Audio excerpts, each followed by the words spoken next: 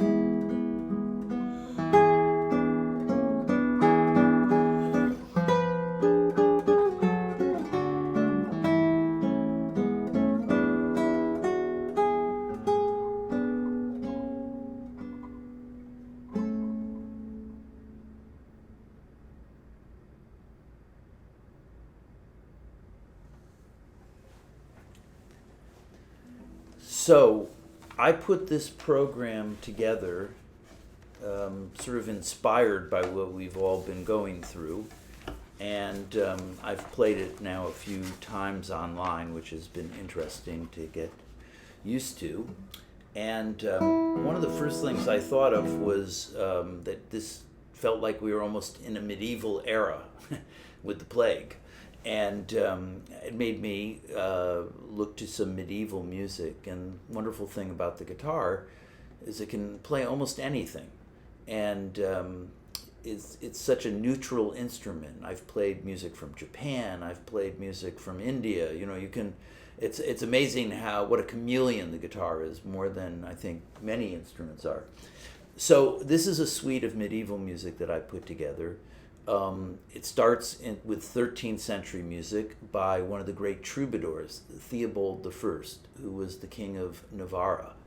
And the troubadours, contrary to, I think, popular opinion, assuming people are thinking about troubadours, but the troubadours, certainly contrary to what I thought, was that they weren't really wandering minstrels. They were actually noblemen. And this was very much courtly music and courtly love songs. It was the jongleurs and the acrobats and people like that who were wandering and more the itinerant types. The troubadours and trouvères in Northern Europe were more noble people, and it was almost like a cult of music and poetry. So this is a piece by Theobald I. Then two ductia from the British Library. These are anonymous, but they're typical of medieval dances. They're a type of estampi. And then I'm going to end with some 14th century music by probably the most famous composer of that period, Guillaume de Machaut. And Machaut is particularly famous because he wrote the Mass of Notre Dame, which is the first mass composed by a single person, not just a composite of different people's contributions. So he's quite important in music history. So these are 5 medieval pieces.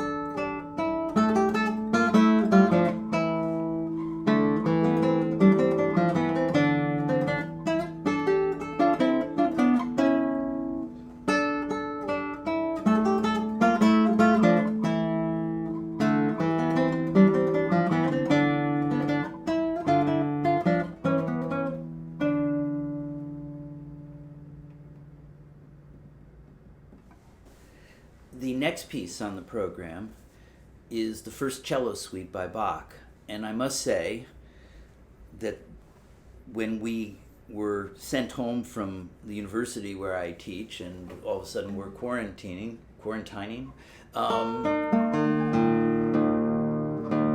I found great solace in Baroque music in particular, which is so beautifully constructed and so solid, and it's music from an era of faith. And Bach, of course, is you're on terra firma, musically speaking, when you're playing Bach. So I went and revisited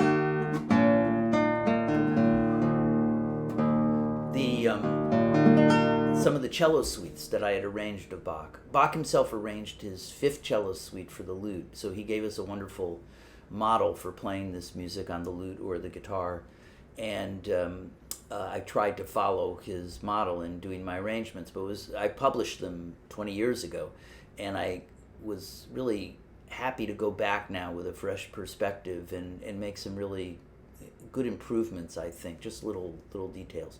So this is the first suite, which is a classic Baroque suite. It begins with a prelude, sort of quasi-improvisatory kind of piece, an allemande, which is the French word for German dance, although it's the least dance-like movement in a Baroque suite.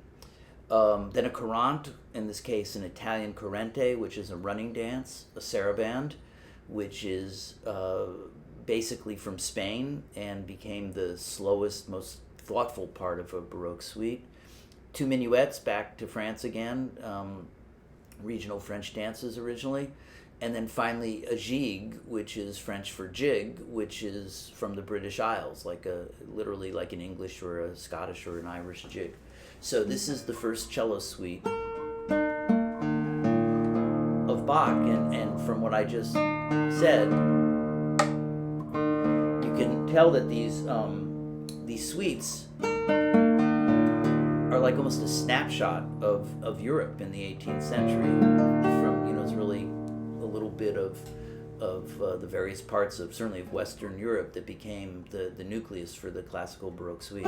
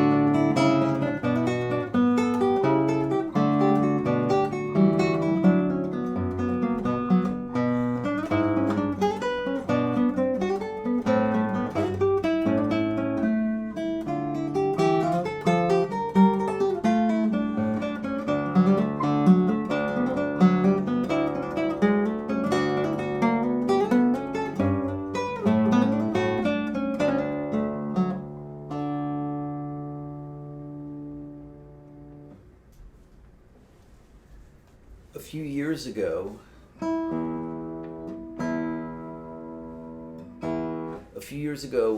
a student of mine at Temple University, where I teach, who was a guitar student but very interested in composition, took an independent study with me in composing for the guitar, and I suggested to him that he write some etudes, some small pieces, and etudes tend to explore like one idea, and see how much you can get out of a particular technical problem or a particular musical idea.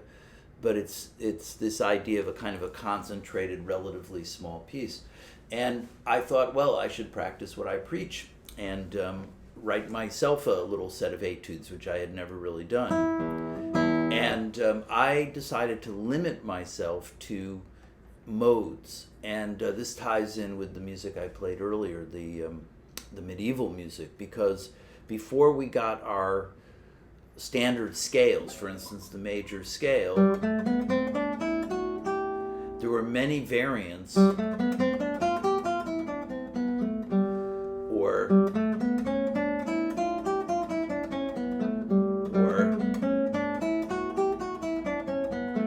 all these things. There was kind of a survival of the fittest, and the evolution of music chose the major scale for various reasons. There's a certain symmetry to it, and the minor scale. The major scale was the Ionian mode in medieval times, and the minor scale was the Aeolian mode. And these got these Greek names because the medieval church fathers were already intent upon trying to resurrect what they considered to be the foundation of European civilization, that is Roman and Greek times. And so this is even before the Renaissance. They're already thinking this way, and they really were kind of misguided. They didn't really know what the Greeks were really doing.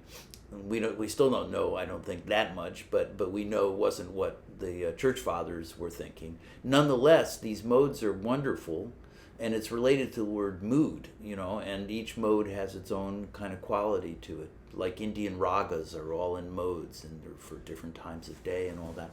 Anyway, I am going to play for you the first two of my etudes, and these are in the Lydian mode. It has that beautiful thing, that interval that's so poignant and you recognize from West Side Story. So these are two pieces in the Lydian mode.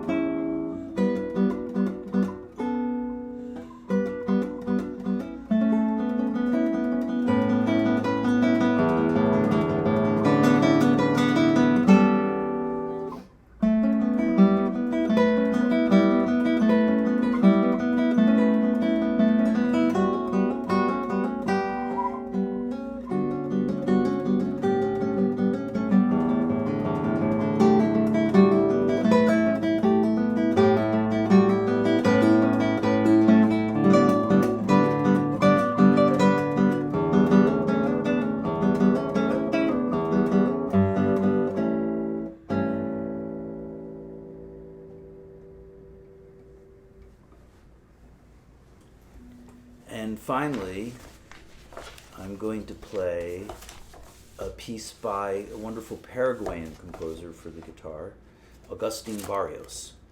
And he lived, I think, 1885 to 1944. And this was the last piece he wrote before he died. It's called Una limosna por el amor de Dios. An alm for the love of God.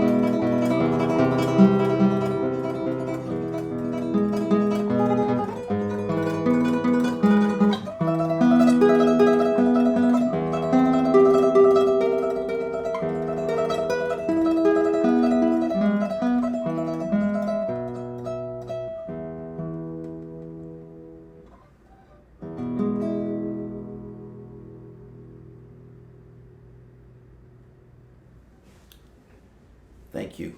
I hope you enjoyed it. And I hope you're all well.